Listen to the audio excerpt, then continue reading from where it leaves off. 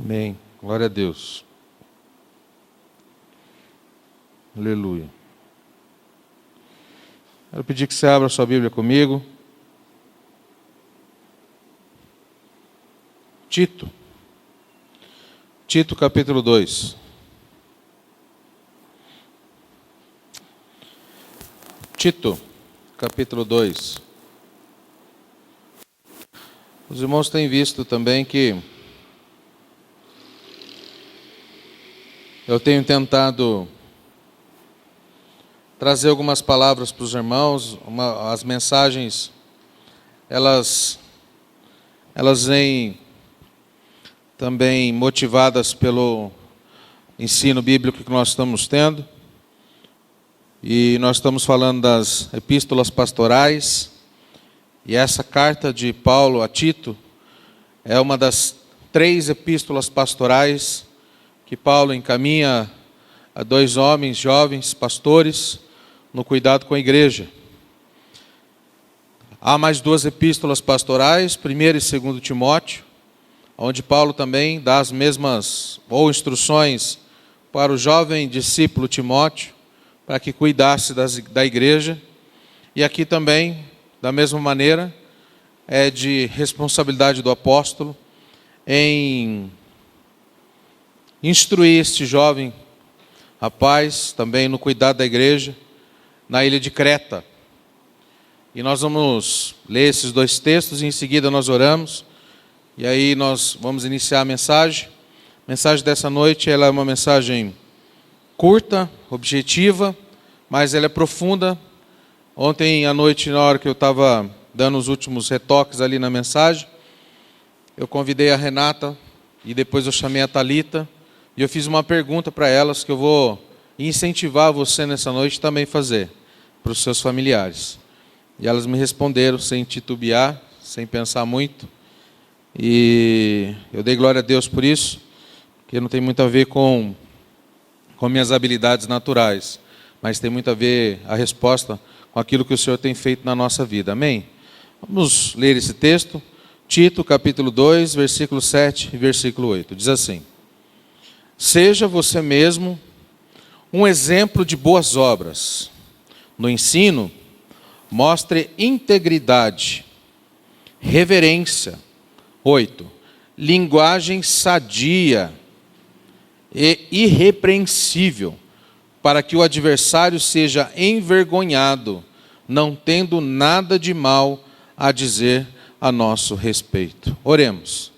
Pai, te agradeço nessa noite por tudo que já fizemos aqui neste lugar. Te louvo, Senhor, ó Pai, pelo teu amor, pela tua bondade. E nesta noite, ó Pai, te agradeço por esta palavra. Te louvo, Senhor, pelo entendimento que ela nos traz. Te louvo, Senhor, ó Pai, pela revelação que ela nos apresenta. E como é bom, Senhor, ao desvendar os mistérios da tua palavra, poder ver, Senhor, ó Pai, que o Senhor acrescenta dia a dia conceitos, ó Pai, que anteriormente eram invisíveis para nós. Mas o Senhor tem dado na medida, Senhor, ó Pai, diariamente, em gotas, as revelações do teu evangelho, e elas têm sido boas, têm sido, ó Pai, alimento para a tua igreja e para a minha vida. Por isso, nessa noite, ó Pai, crendo na tua resposta, na nossa busca, eu peço que o Senhor me use as minhas palavras, use tudo que, ó Pai, for dito nesta noite, para instrução, para o encorajamento, e ó Pai, e para nos revelar a pessoa do Senhor, através das nossas atitudes, em nome de Jesus, amém e amém. Amém? Eu quero começar nessa noite, depois da leitura desse texto, perguntando para você, fazendo 2 perguntas, simples perguntas. E essas perguntas, você responde aí na sua cabeça mesmo. Quantas palavras sábias e encorajadoras você usou para abençoar pessoas neste ano? Porque quando nós vamos nos aproximando do final do ano, é inevitável que nós já tenhamos esse espírito de reflexão, né? A própria cantora Simone faz a gente pensar nisso. aquela música de Natal que entra dentro da cabeça da gente, né? Então é Natal e o que você fez? Né? O ano termina e nasce outra vez. E aí a gente entra nesse espírito mesmo de fazer um balanço da nossa vida. O comércio faz isso. Mês de dezembro, novembro, dezembro é o mês de fazer um balanço de estoque, né? De patrimônio, né? Olhar para o ano como foi. E esse ano, diferente de todos os anos na história, foi um ano atípico, mundialmente dizendo. E aí a pergunta que eu quero fazer, e eu fiz para os irmãos, é no sentido da gente começar a refletir, a pensar, a extrair algo de interessante aqui. Quantas palavras sábias e encorajadoras você usou para abençoar pessoas este ano? E uma outra pergunta, oposta a esta: quantas palavras, às vezes, que saíram da nossa boca de maneira precipitada, sem pensar, sem análise, no momento de emoção extrema, ou no momento em que fomos contrariados, ou no momento em que estávamos bravos, nervosos, quantas palavras precipitadas, sem reflexão, né, saíram das nossas bocas, machucando outras pessoas também? Quantas? Nós sabemos que as nossas palavras, elas podem ser palavras de bênção, como também ser palavras de maldição. E eu não me esqueço de um livro, Há Poder nas Suas Palavras. Lembra desse livro, Rosana? Toda vez que eu falo desse livro, eu lembro de você, que você sempre fala, esse livro, você já até disponibilizou em PDF para a gente. Há Poder nas Suas Palavras. E aí o título do livro continua. Diz assim, suas palavras estão carregadas de dinamite. E elas têm um poder enorme de ou destruir ou de abençoar. Amém, irmãos? E é isso que eu comecei a pensar. John Maxwell, um pastor, autor de vários livros cristãos, ele diz que todo aquele que concede alguma informação, logo influencia. Todo aquele que concede alguma informação, logo ele é um influenciador. E todos nós, de maneira positiva ou negativa, nós influenciamos alguém. Todos nós. Existe uma estimativa que foi publicada no ano de 2018, por aquele jornal famoso, The Wall Street Journal, que diz o seguinte, que ele aponta que as pessoas tomam, em média, 35 mil decisões por dia. 35 mil decisões por dia. E algumas são bem simples, como escolher o que você vai comer no café da manhã, né? Outras bem mais complexas, que podem determinar o futuro do seu negócio, do seu trabalho, da sua empresa, do seu relacionamento, pode determinar também palavras de bênção ou de maldição para os teus filhos, e assim vai. Então, nós precisamos parar e pensar como estão, então, as nossas escolhas.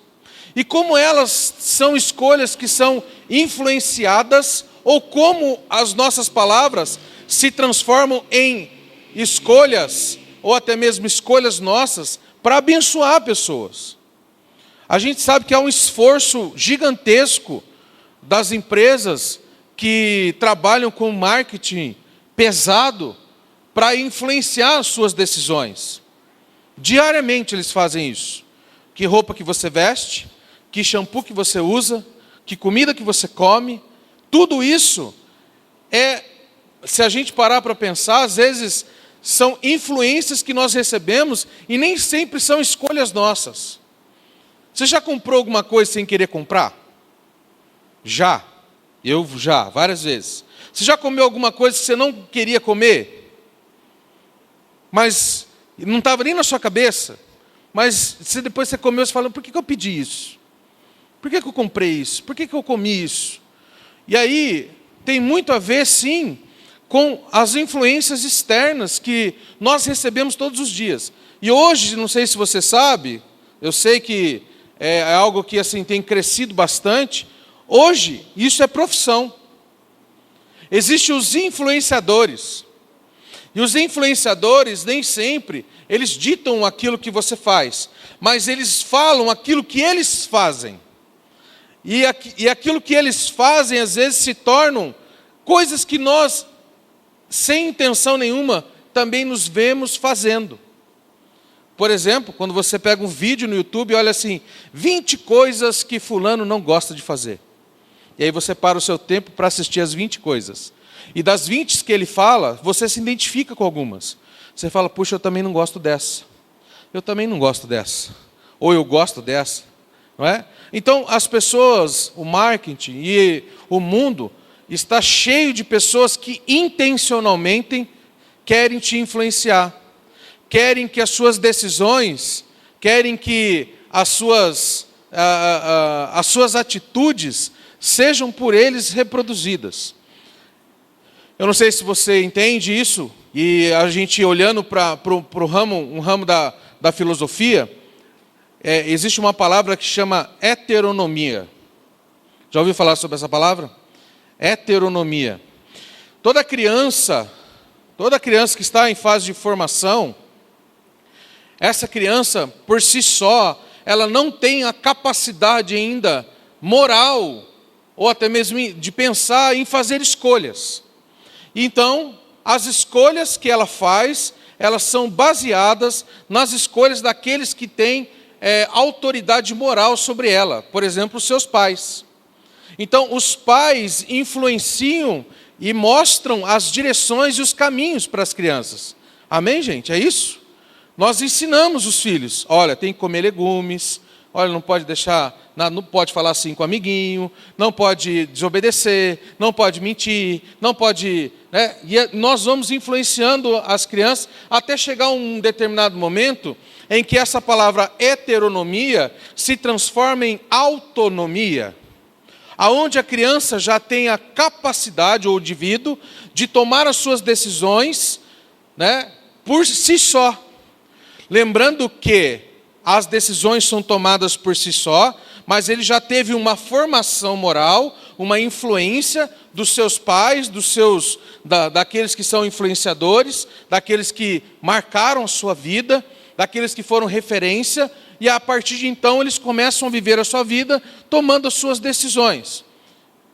E por mais que às vezes as decisões que eles tomam, nós, como mais experientes, já sabemos qual vai ser o destino daquela determinada decisão, existem algumas decisões que eles têm que tomar por conta própria, mesmo a gente sabendo que ele está errado e a gente instruindo, eles vão falar, não, eu vou fazer porque é isso que eu quero fazer, e quebra a cara, e aí ele aprende com aquela decisão, e assim é o processo nosso de ser influenciado, e a partir do momento também que a gente se torna um influenciador. Nós precisamos parar e pensar como estão as nossas escolhas, como estão as nossas vidas. E eu vou falar um pouquinho aqui da cidade de Creta. Tudo que eu estou falando aqui de decisão, de escolha, de pensamento, de influenciar as pessoas, influenciar vidas. Eu vou falar um pouquinho da cidade de Creta. Creta era, na época de Tito, era um lugar localizado no sul da Grécia, era a maior ilha no mar Egeu. E Creta era ligada ao comércio marítimo, tinha portos marítimos, um comércio, um fluxo de pessoas gigantesco por conta disso. Se a gente parar para pensar, 2.600 anos antes de Cristo, as embarcações eram os meios de transporte, os melhores meios de transporte e os mais rápidos da época, no transporte de mercadorias e de negócios entre países. E como era uma cidade litorânea ali, uma ilha, recebia essa quantidade de navios, e era um lugar assim, né, muito desenvolvido.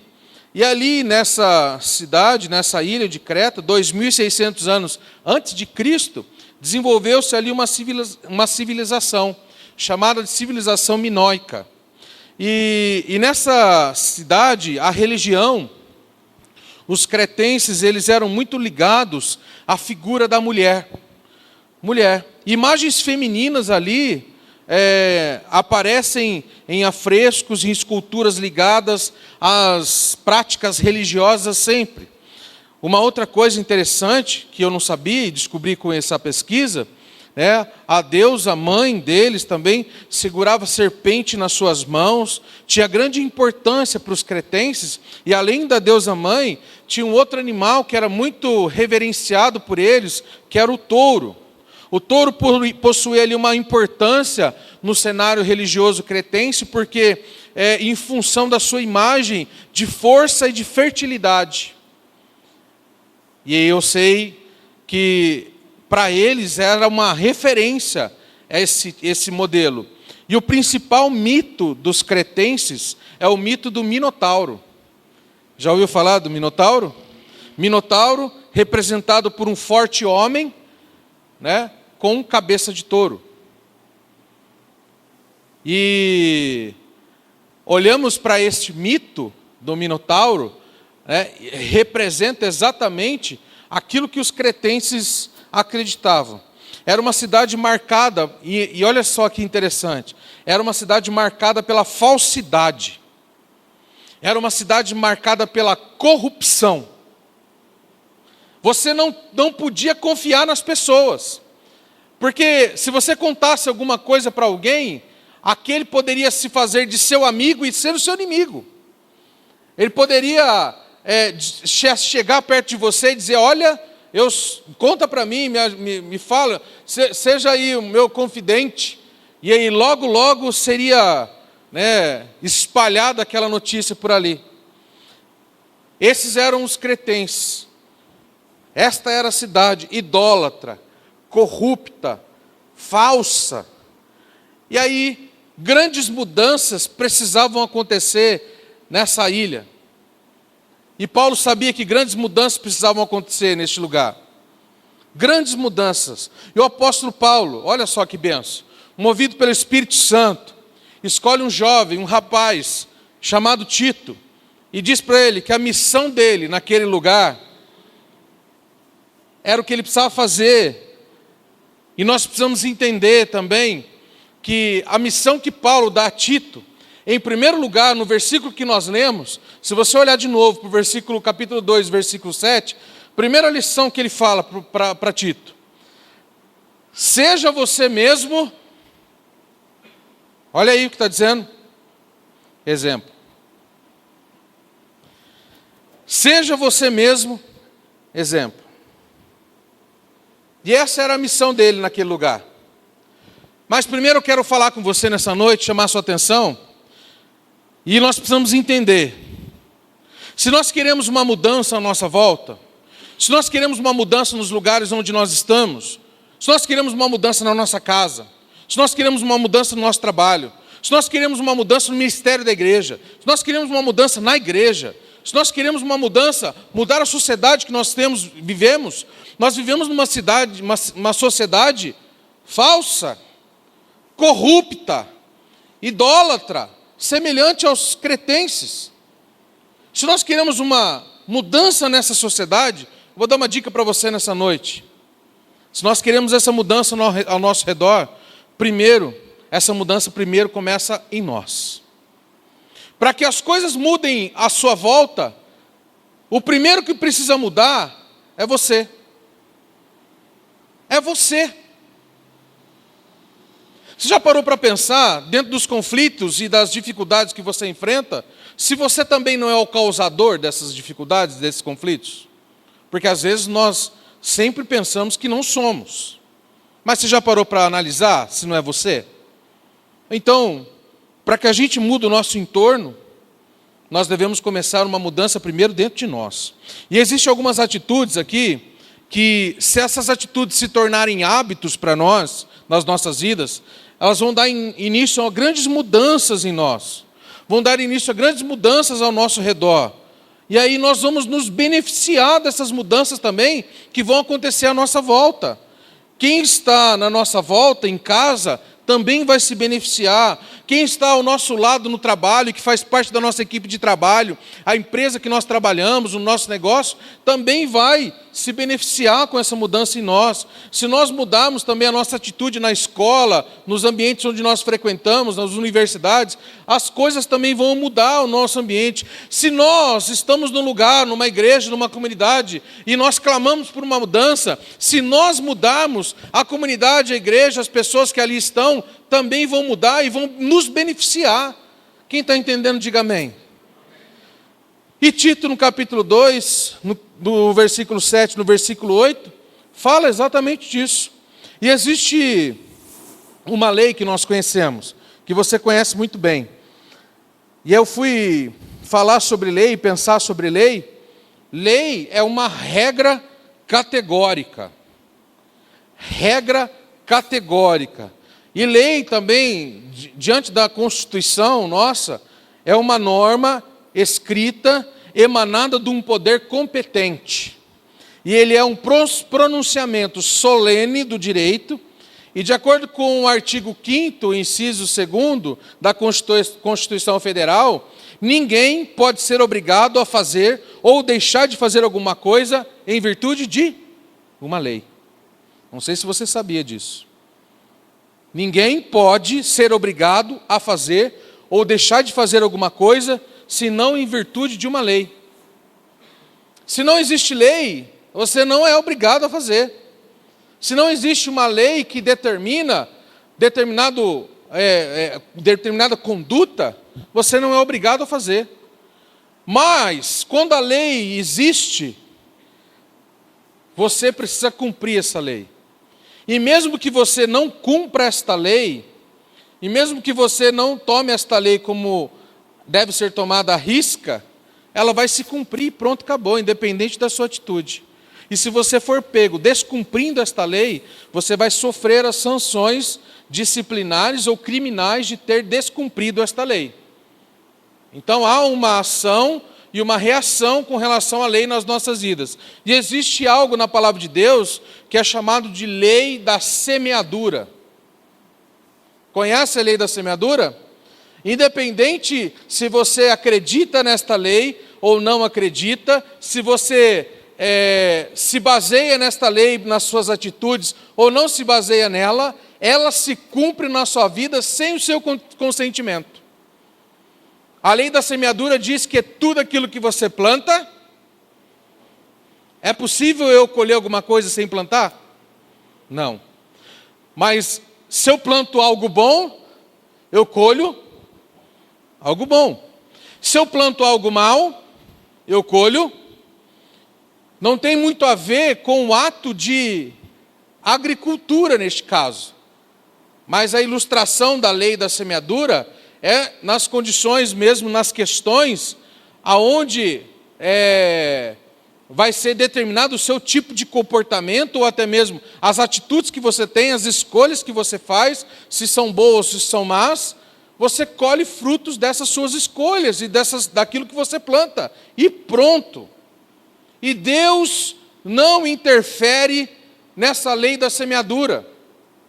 É óbvio que se você se arrepende dos seus pecados, amém, você é salvo. Mas as consequências dos seus pecados, elas te acompanham. Deus não te livra daquilo que você colheu, mas Ele te ajuda a caminhar, depois que você se arrependeu. Amém, irmãos? Então, nossas escolhas determinam o que nós agimos, o que nós fazemos, determina aquilo que nós vamos receber de volta. Em Gálatas, no capítulo 6, se você puder abrir a sua Bíblia comigo, Gálatas capítulo 6, do versículo 7 ao versículo 10. Gálatas 6, versículo 7 ao versículo 10, diz assim: não se engane, de Deus não se zomba. Estão procurando ainda, eu vou esperar um pouco. Gálatas 6.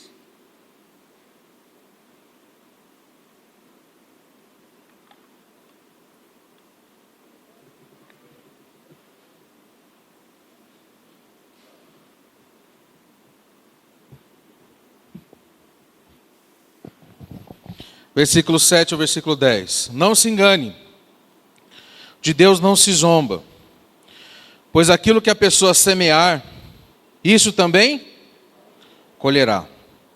Quem semeia para a sua própria carne, da carne colherá corrupção.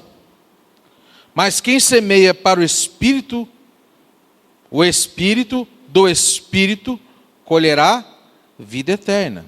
E não nos cansemos de fazer o bem, porque o tempo certo faremos a colheita, se não desanimarmos. Por isso, enquanto tivermos oportunidade, façamos o bem a todos, mas principalmente aos da família da fé.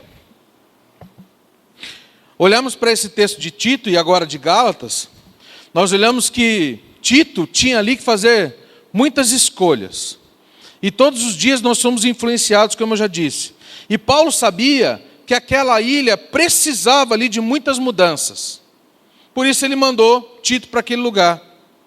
Eu não sei quantas mudanças precisam acontecer à sua volta, na sua vida, na sua casa, com sua esposa, com seu marido, no seu trabalho, nas suas finanças, com seus filhos, com seus netos. Eu não sei quantas mudanças precisam acontecer com você, no seu casamento, não sei. Mas o ponto inicial da mudança é você. Não sei se é difícil dizer amém. O ponto inicial desta mudança é você. É você. Nós somos especialistas, presta atenção no que eu vou dizer agora. Somos especialistas em apontar a mudanças nos outros. Especialistas. E o pior ainda, nós colocamos condições para a mudança nas nossas vidas relacionados ao outro. Por exemplo, se você mudar, eu mudo. Se você fizer, eu faço. Nós vemos um outro ensinamento de Paulo, e Paulo nos dá um exemplo grandioso. Preguei alguns domingos atrás, quando Paulo encaminha a sua carta ali a Filemão, recomendando que ele aceitasse o seu escravo fujão, Onésimo. E Paulo diz para ele, olha, recebe ele como se fosse um irmão em Cristo. E Paulo faz isso, dizendo para ele, falando para Onésimo, para Filemão, e também não deixa nenhuma condicionante para a restauração daquele relacionamento. Paulo não diz para ele, olha, quando ele chegar aí, você só recebe ele depois que você der 10 chicotadas nele. Quando ele chegar aí, você muda a sua atitude com ele quando você der um sermão nele. Não, Paulo diz simplesmente assim, ó, perdoa ele, perdoa a atitude que ele teve, e você não vai nem receber ele como escravo, você vai receber ele agora como irmão. Não tinha nenhuma condicionante, não tinha nenhum se, não tinha nenhum mas, se, mas, e nós somos especialistas em apontar a mudança nos outros. Sei também que existem pessoas que são usadas pelo diabo para nos atingir, eu não posso desconsiderar isso. Pessoas são usadas para nos machucar mesmo, para enfiar lá a faca e ainda girar. Tem gente que foi usada pelo diabo para isso, para te machucar, para te ferir, para te provocar. Mas com o Espírito Santo em nós vamos vencer essas batalhas e nós vamos ser abençoados, amém, irmãos? Mas eu vi 2 pontos nesse texto que nós lemos de Tito, que nós precisamos andar por eles e pensar neles. E o primeiro ponto que eu posso enxergar aqui nesse texto, que diz assim para Tito, Tito, em tudo, seja você mesmo um exemplo. Seja você mesmo um exemplo. Eu quero fazer uma pergunta para você e você não precisa responder. Eu vou dar um minuto para você pensar. Eu quero que você pense hoje em 3 pessoas, 3 só. 3 pessoas que são para você referência de caráter, de conduta, de vida com Deus, de pessoa Sabe? Pense em 3. Quero que você pense em 3. Pensa aí.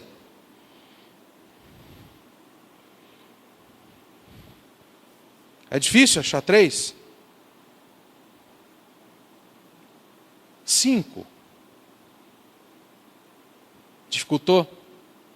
Hoje em dia nós estamos com dificuldade de achar pessoas que são referência. Temos dificuldade. Mas eu vou fazer uma outra pergunta para você, mais provocativa agora. Quero que você pense, não precisa me responder.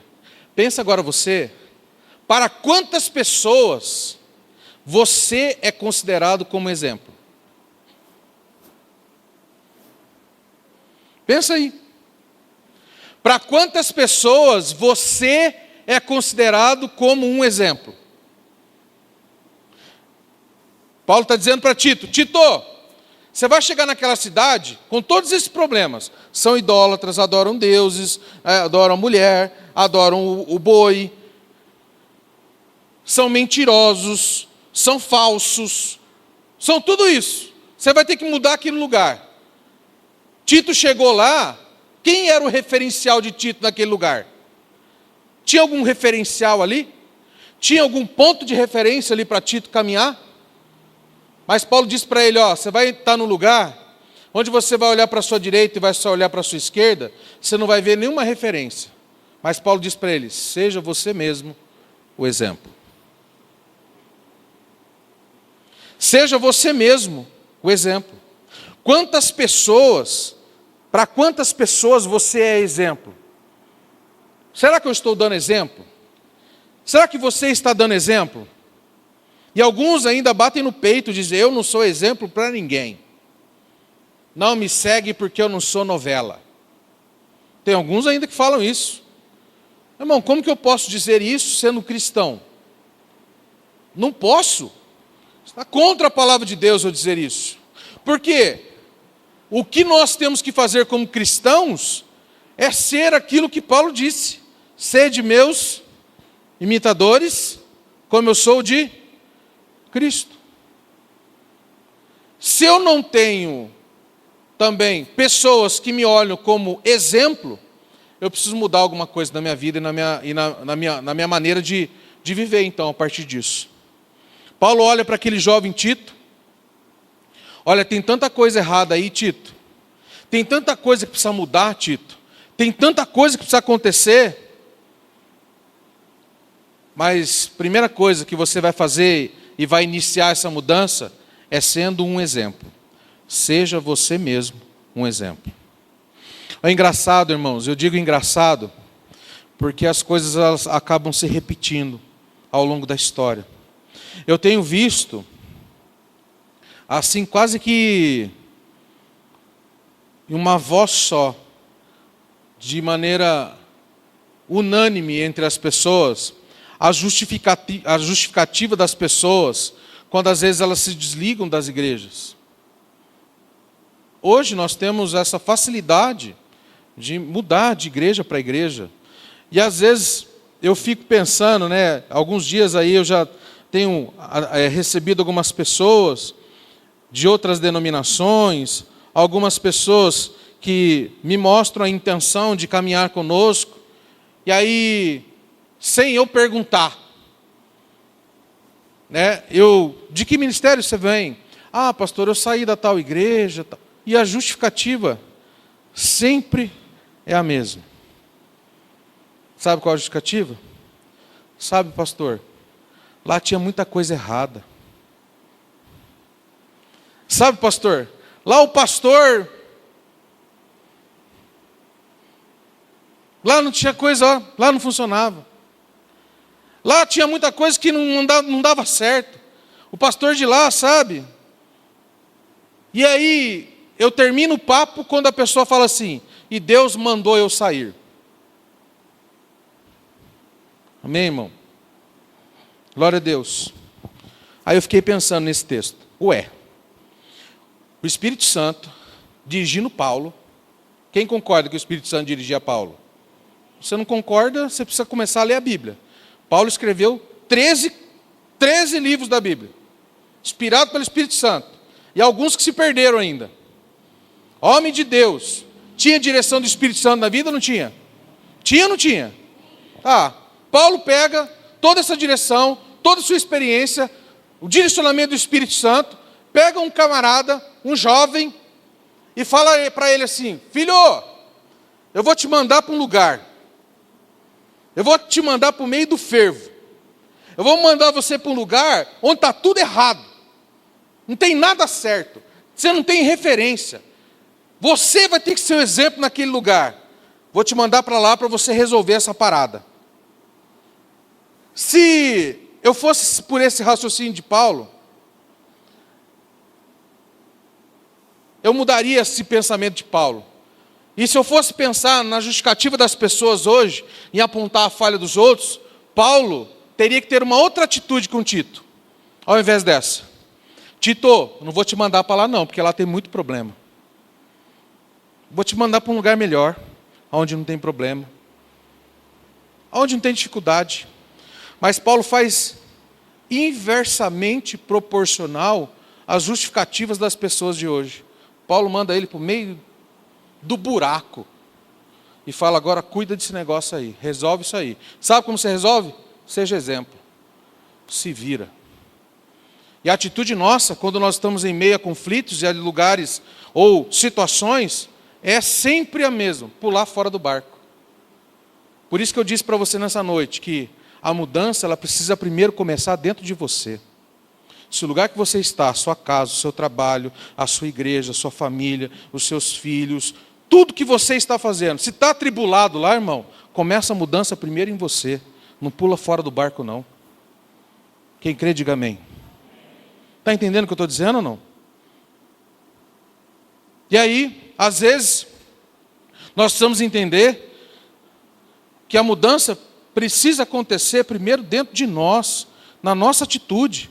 E aí as pessoas às vezes falam: Senhor, me dá um ministério.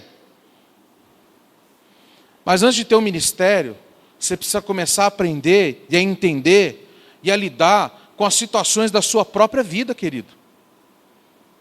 Você precisa entender primeiro você, seja um exemplo. Quando nós somos um exemplo, irmãos, nós transformamos o que está ao nosso redor. Dá exemplo no seu trabalho. Vão te chamar de puxa-saco. E pode me chamar, não estou nem aí. Porque eu estou trabalhando para o meu Senhor. E Ele ainda, como é bom, me dá um salário por mês ainda. Então eu tenho que ser um funcionário aplicado. O que é ser um funcionário aplicado? Irmão, se você não tiver disciplina, pensa só, todo mundo sonha: eu quero trabalhar um dia em home office. Misericórdia, está amarrado isso aí, irmão. Reveja os seus conceitos. Reveja os seus conceitos. Mas uma coisa eu digo para você, isso é resultado de fidelidade, sabe por quê? Para você trabalhar em home office, você tem que ter disciplina. Não tem ninguém dizendo para você que você tem que bater o cartão. Não tem ninguém dizendo para você que você tem que logar no horário. Não tem ninguém dizendo para você que você não pode ficar assistindo TV ou deitado na cama trabalhando. Não tem ninguém falando isso para você. Mas você mesmo precisa ter uma atitude de trabalhar como se estivesse trabalhando para o Senhor. Chegar antes, ir embora depois, fazer o seu trabalho, fazer as suas entregas, trabalhar com excelência, planejar, fazer tudo que a empresa te contratou para fazer. E às vezes as pessoas reclamam tanto do trabalho, e aí você vai ver a atitude do cara no trabalho. Chega atrasado, não faz as entregas, fica envolvido em fofoca dentro de trabalho. Ninguém nunca me contou nenhuma fofoca no trabalho. Porque eu não dou ouvidos para isso. E as pessoas não têm liberdade para chegar e me dizer isso. Elas se sentem intimidadas. Poucos sabem, alguns sabem, outros não, que eu sou pastor. E quando eu digo, as pessoas: então é por isso. Eu falei: por isso o quê? Não, porque eu vejo sempre a sua atitude ponderada das coisas. Eu não vejo você se precipitando. E não é porque eu sou pastor, porque eu sou cristão. Eu estou lá, glória ao Senhor, que me pôs no trabalho onde eu trabalho. Amém, irmãos? Seja você mesmo um exemplo. Nós estamos com grandes problemas do descrédito do cristianismo no nosso mundo. Sabe por quê? Por maus cristãos que se dizem cristãos e não são. Você perguntar para qualquer pessoa: você gosta de fazer negócio com crente? O que vão dizer para você? Não. Porque crente tem má fama, compra e não paga. Né? Má fama. Que vergonha, que vergonha. E aí se envolve num problema dentro de um lugar, dentro de uma instituição, dentro de uma igreja, e diz, eu vou embora porque a igreja está cheia de problema. Eu vou embora porque fulano não sei o quê. Eu vou abandonar meus filhos, vou abandonar meu trabalho, porque lá tem um monte de problema. O problema às vezes é você. E Paulo está dizendo para nós nessa noite, como diz para Tito, você vai estar num lugar hostil, idólatra, falso, mentiroso. Seja você mesmo um exemplo. É dura essa palavra, irmão? Ou ela precisava chegar até nós? Precisa, não precisa? Eu creio nisso, amém, irmãos? Seja você um exemplo. Seja um exemplo, você mesmo um exemplo. E aí, quando nós somos um exemplo, nós transformamos o nosso trabalho, nós transformamos a nossa casa, nós damos um exemplo para a esposa, para os filhos. Pergunto para você, o nome do Senhor está sendo glorificado nas suas atitudes? Está? Pensa assim. Uma pergunta para você. Quer saber se você está sendo exemplo? Quer saber se você mudou? Pergunta para os seus filhos. Chamei a Thalita ontem lá no escritório. Falei, Thalita, eu sou um exemplo para você? Ela olhou. Por que você está falando isso, pai? Não, quero saber se eu sou exemplo. Fala para mim. É sim, pai. Mas exemplo do quê? Você é um trabalhador, você... Não, mas eu quero saber para você. Não exemplo de trabalhador. Pai, você me ensinou a buscar os meus objetivos, a me planejar, a eu buscar a Deus. Né? E conversamos um minuto ali, mas antes eu chamei a Renata. Falei, Renata, e a gente sabe que a esposa não mente, né? Depois você conversa com ela. Chega para ela e pergunta assim, eu sou um exemplo para você? E aí ela não titubeou, porque quando ela começa a pensar, aí você fala, ixi, né?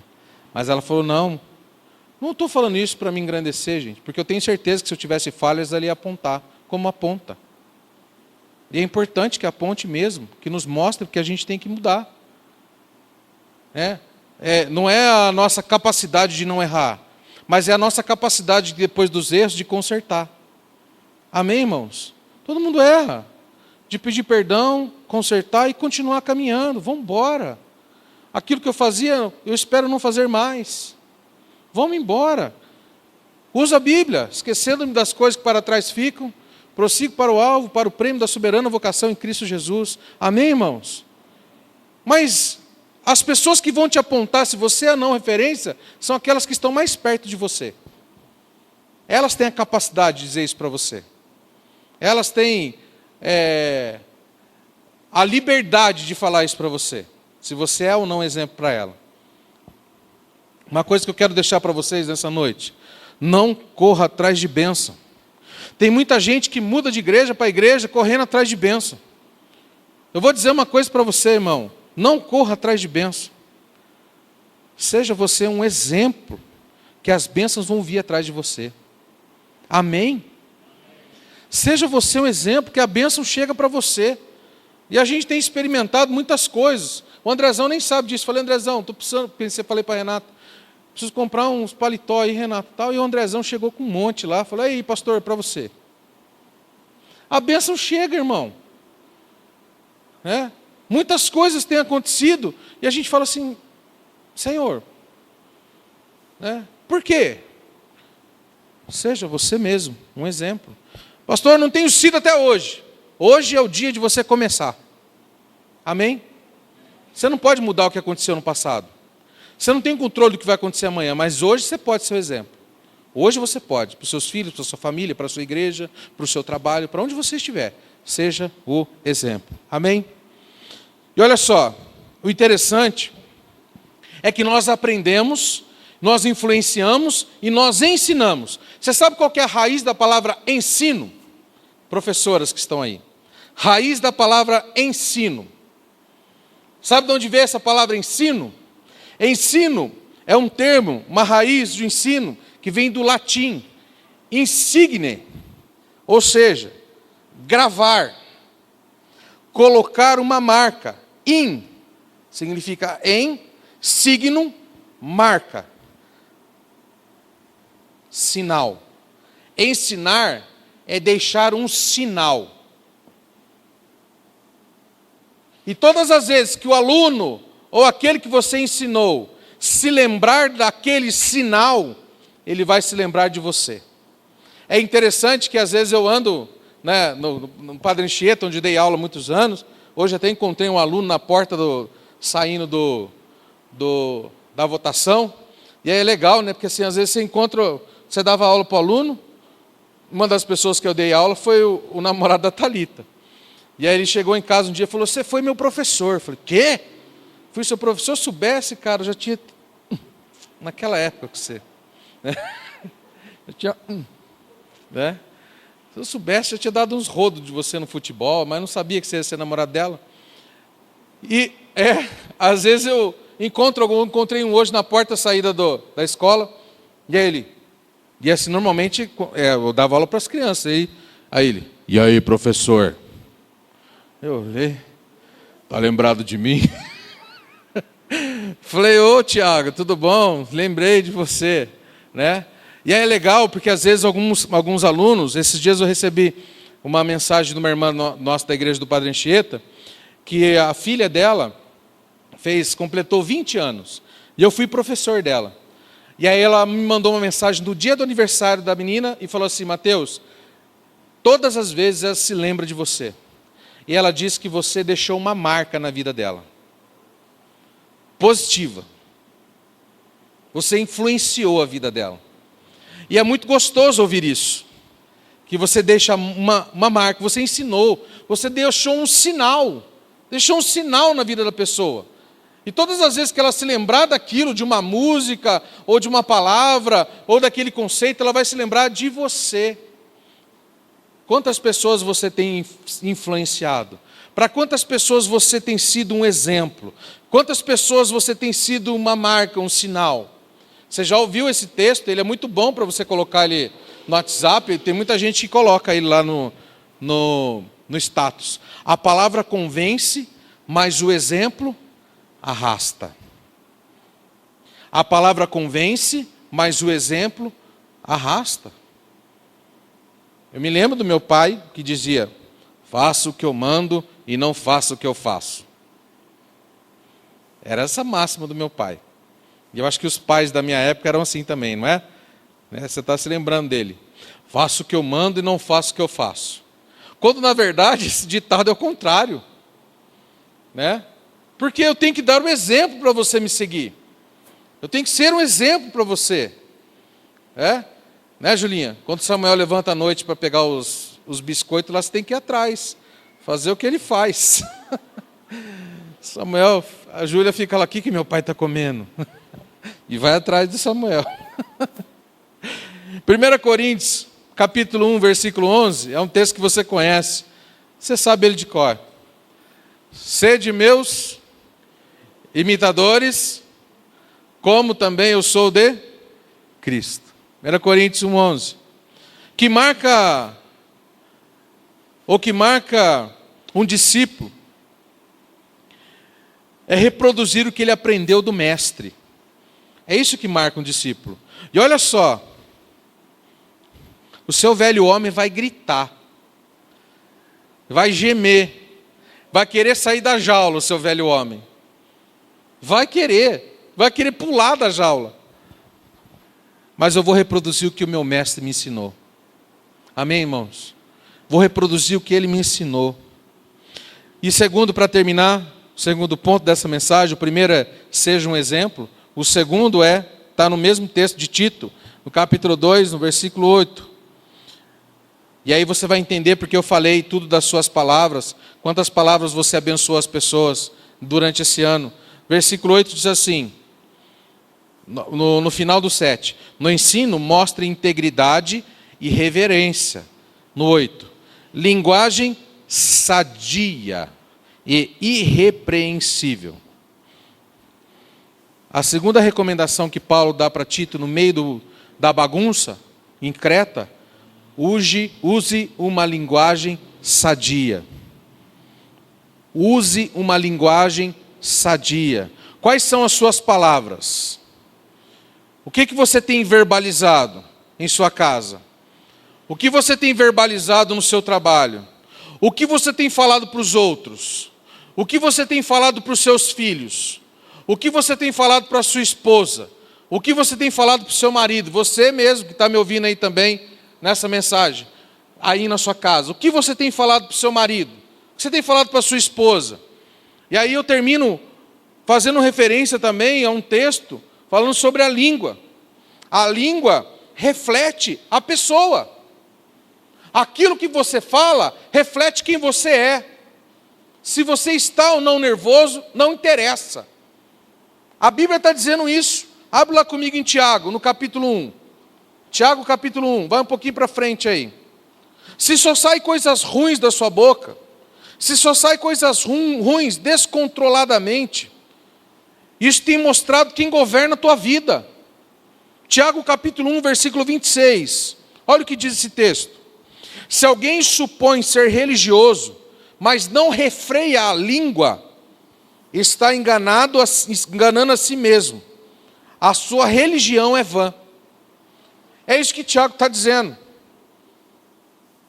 Você está mostrando quem governa a tua vida.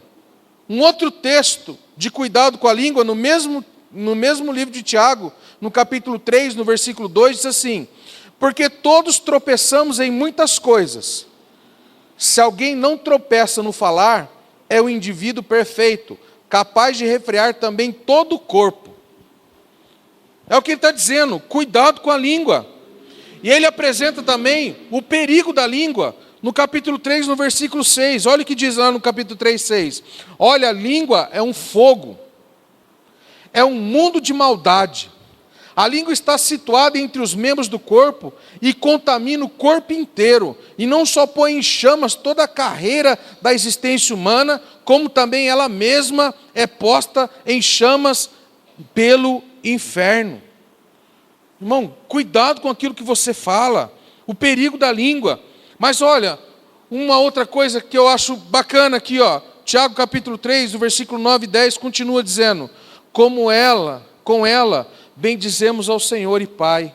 Também com ela amaldiçoamos as pessoas, criadas à semelhança de Deus. De uma só boca procede bênção e maldição, meus irmãos. Isso não deveria ser assim. Não deveria ser assim. Quantos casamentos não foram destruídos por palavras malditas? Quantos filhos não trazem sequelas profundas nas suas vidas até hoje, por palavras malditas e marcas deixadas por palavras dos pais? Para os seus filhos: você não presta, você não faz nada, você não serve para nada. Quantas pessoas hoje não estão enfrentando um processo depressivo? Quantos jovens não têm espírito suicida por palavras malditas que receberam a sua vida toda? Sua vida toda. Eu experimento isso com os jovens que eu trabalho. Jovens de 14 a 24 anos. Quando eu elogio um trabalho deles, eles choram. Choram. E eu pergunto: por que você está chorando? Porque nunca ninguém me disse isso, professor. E eu não digo nada demais. Eu falo: poxa, você é um cara, você tem umas habilidades, você é bacana, cara. Você tem umas sacadas assim interessantes. Eu gosto do jeito que você fala, eu gosto como você trabalha em grupo, eu gosto das coisas que você fala, das suas produções. E agora, remoto, às vezes eu estou em ligação, vídeo chamada com eles, dando feedback, eu vejo a lágrima escorrendo no olho. E aí a pessoa fala assim: professor, para, porque senão eu vou chorar. Mas eu não estou falando nada demais, eu estou falando exatamente aquilo que eu estou vendo de você. Às vezes falta sim dizer: você está bonito hoje, você está bonita hoje, você é uma bênção. Você é herança de Deus para mim, eu te amo. Como nós estamos usando as palavras que Deus nos deu? como nós usamos as palavras que nós temos que influenciar pessoas, deixar uma marca nas pessoas. Paulo fala para Tito assim: Tito, use palavras, uma linguagem sadia. Tiago está dizendo que não tem como sair bênção e maldição do mesmo lugar. É gostoso estar na igreja, dar aleluia, glória a Deus, mas eu também preciso dizer o quanto a pessoa que está ao meu lado, o quanto eu a amo, o quanto ela é importante para mim, o quanto os meus filhos são bênção na minha vida, apesar das dificuldades, irmãos. Dificuldades todos temos, todos passamos crise em casamento, todos passamos momentos difíceis no cuidado com os filhos, em que nós precisamos ser duros, repreender os filhos, mas nós nunca podemos deixar de elogiar e de agradecer a Deus por eles. Amém, irmãos? Quantas pessoas amaldiçoam o trabalho da onde eles tiram o sustento da casa? Esse trabalho é uma porcaria, esse salário é ruim. Vai continuar sendo uma porcaria e o seu salário vai continuar sendo ruim. Porque você só tem palavra de maldição. Você só amaldiçoa aquilo que Deus colocou na tua mão. Esse carro é uma porcaria. Essa casa é um inferno. Tira isso da tua boca em nome de Jesus. Amém, irmão? Essa palavra para você hoje é para despertar e para te encorajar a ser diferente. Se eu fiz de tudo errado nesse ano, gente, Deus está me dando a oportunidade a partir de hoje, dia 15 de novembro de 2020, de mudar a história da minha vida daqui para frente. Quem crê, diga amém. Eu quero ser um exemplo. E se eu estou sendo exemplo hoje, eu preciso continuar. Eu quero que da minha boca saiam palavras sãs, sadias. E se eu não tenho dito, hoje eu preciso começar a dizer. E se eu já tenho dito, eu preciso continuar. Essa palavra é para você. Para você que não está fazendo e para você que está fazendo, para que continue. Amém, irmão? Encorajando você, é isso que Paulo fez. Vai ter problema? Vai. Creta é horrível, mas você vai ser exemplo. Vai ter problema? Vai. Creta é difícil, mas use palavras sãs, sadias. Abençoe as pessoas. Trate as pessoas com amor, com respeito. Olhe nos olhos. Seja sincero. Às vezes assim tem aqueles que dizem: eu preciso falar a verdade. Existem muitas maneiras de se falar a verdade. Muitas maneiras. De a gente atingir o mesmo objetivo com diferentes palavras. A língua portuguesa é linda por isso. Ao invés de você falar para uma pessoa assim: nossa, você está fedendo. Você está fedendo. Você poderia falar assim: nossa, você poderia tomar um banho, né? Que legal. Não é? Não é assim? Aponte aquilo que precisa ser mudado, mas de maneira amorosa. Amém, irmãos? É isso que Paulo está dizendo. Olha, Tito, você vai enfrentar problemas lá. E eu sei, irmãos, algumas outras coisas também.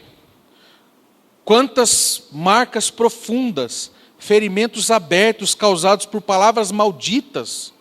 Quantos pastores hoje estão também com seus corações tristes, porque receberam críticas duras, palavras duras de pessoas. Às vezes quando as pessoas dizem assim: ah, fulano, pastor, igreja, já me dói dentro de mim, eu sinto que sou eu. Eu sinto que sou eu. Temos cuidado com as nossas palavras, com aquilo que a gente faz, com aquilo que a gente fala. Cuidado. Quer mudar os problemas de onde você está? Quer ou não quer? Começa com uma mudança dentro de você, amém, irmãos? Começa com uma mudança dentro de você. Linguagem sadia. A sua palavra tem que ser remédio, irmão. Sua palavra tem que ser remédio. As pessoas falam para você: puxa, eu gosto tanto de conversar com você. Falam isso para você? Porque a sua palavra tem que ser remédio, não tem que ser veneno. Pode pôr lá no seu WhatsApp lá: suas palavras têm que ser remédio e não veneno. Suas palavras têm que ser remédio e não veneno. Coloca lá. Você precisa plantar isso, irmão. Lei da semeadura. Planta isso para você ver. Paulo sabia do desafio que Tito tinha, que ele ia enfrentar lá em Creta. Ele sabe da luta que você está passando na sua casa. Ele sabe da luta que você está passando no seu trabalho. Ele sabe da luta que você está passando com seus filhos. Fazer o que é correto, agradar ao Senhor, implica também em ter muitos inimigos. Oposição. Vão dizer que você é quadrado, que você é fanático, que você é louco. Vão dizer um monte de coisa. Jesus foi traído por uma pessoa que andou com ele 3 anos, lado a lado. Quantos de nós não fomos ridicularizados, irmãos, em situações em que nós dissemos, não quero? Quantos de vocês? Quantos chegaram para você, imagina, não tem problema ser um pouquinho só. Imagina, não tem problema. Ah, você é fanático. Ah, você é sei lá o quê. Quantas vezes você não foi ridicularizado por isso? Por dizer um não quero? Paulo fala, quando nós obedecemos a Deus, nós somos abençoados. E aqueles que foram opositores a nós, vão voltar. E vão dizer para você, ó, perdão, você estava certo. Espera, vai chegar a hora. Vai chegar a hora. Vai chegar a hora. Nós precisamos obedecer ao Senhor. Se você tem opositores, você tem opositores? Tem opositores? Permaneça. Vão olhar para você e vão mudar o pensamento em nome de Jesus. Amém, irmãos? Permaneça, continua. Se você vive momentos de dor, os resultados de palavras às vezes ditas de maneira errada, violenta contra você, nós vamos mudar. Nós vamos plantar outras palavras sadias. Nós vamos ser exemplos, mesmo que nós estejamos enfrentando oposição. Amém, irmãos? Vou pedir que vocês se coloquem em pé em nome de Jesus.